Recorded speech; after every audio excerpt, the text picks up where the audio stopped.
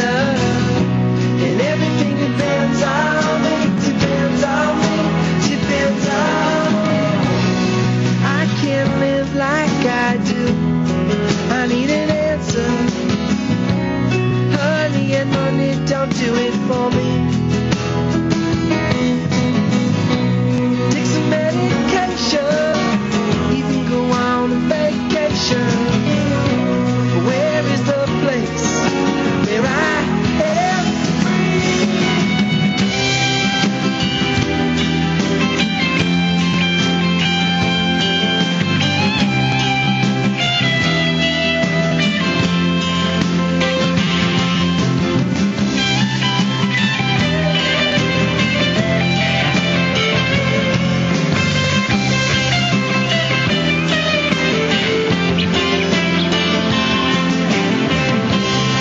One does much, one does little. As long as you aim your heart at the middle. This must be some kind of higher guidance. It's a time of realization. It's our liberation. Everything comes from above, except our love. And everything depends on it, depends on it, depends on it. Everything comes from above, except our love. And everything depends on it, depends on me, depends on me. Everything comes from above, except our love. And everything depends on it, depends on it, depends on it. Everything comes from above, except our love. And everything depends on it, depends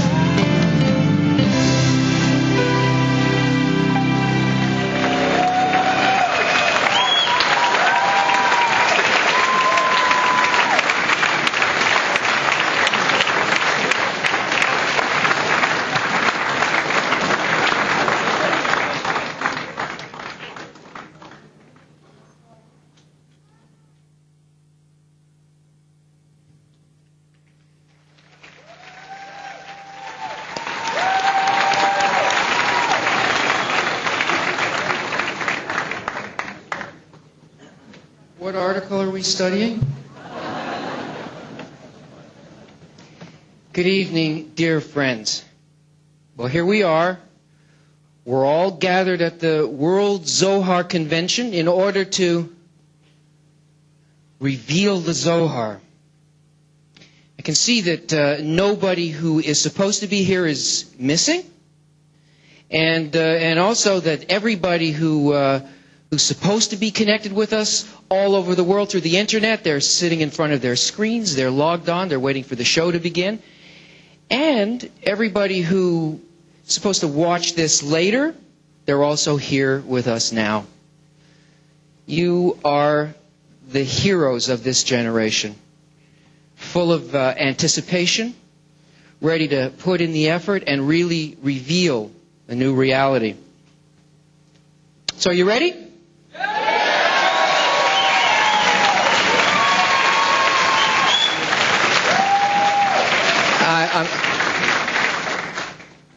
I can't hear you. Are you ready?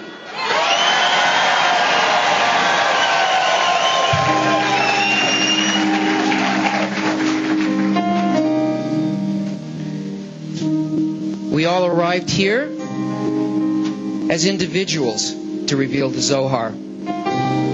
But alone, we can't reveal a thing.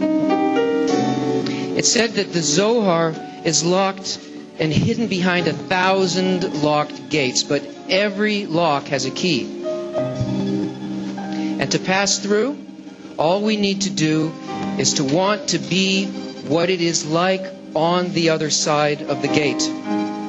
But nobody can enter by themselves.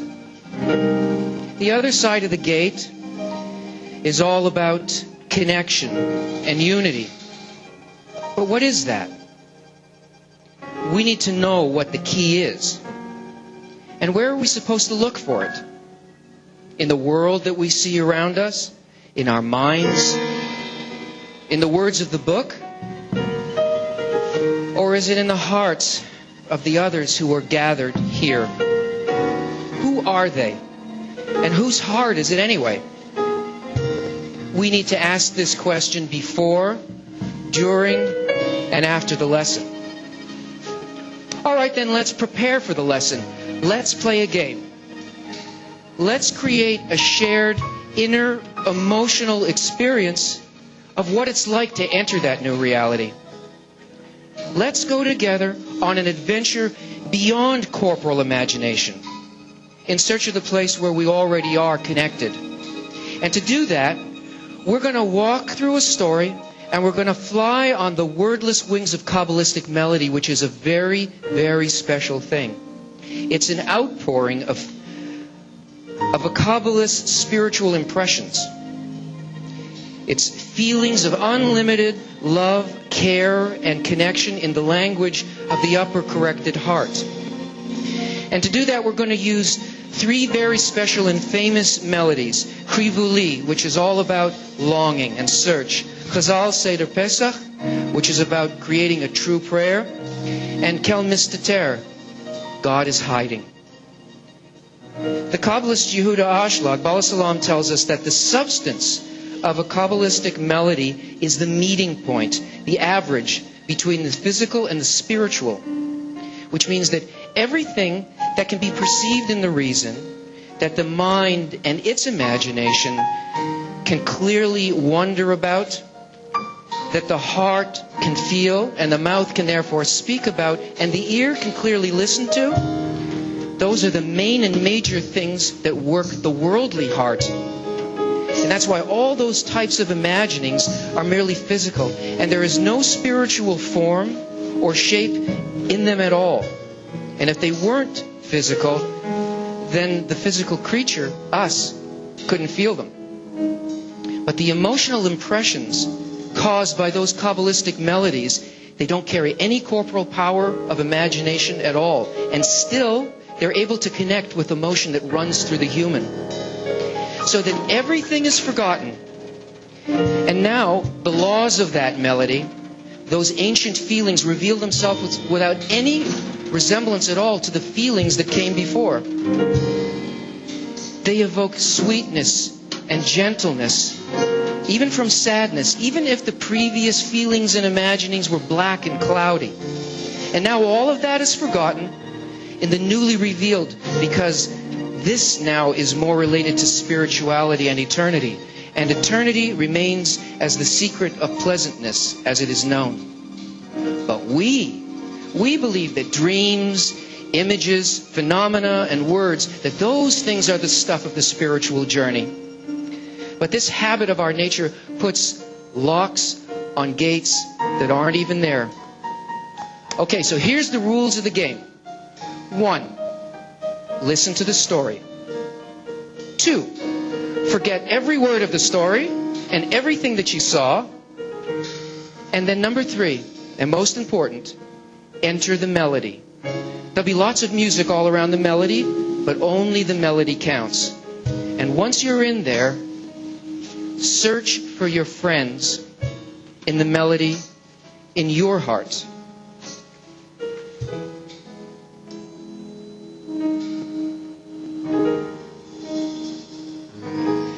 You wake up in the morning, you get up and start your day, and everything is normal and everything's fine, except for this little feeling that you can't quite put your finger on. But why let that bother you? You're on your way. Still, from the corner of your eye, you notice that this is not the real world. You haven't woken up at all. You're still dreaming. So you make your way back to your bed, and on your pillow, you find a note from your beloved. You're sure that this note is not really intended for you, but it's on your pillow, so why not peek?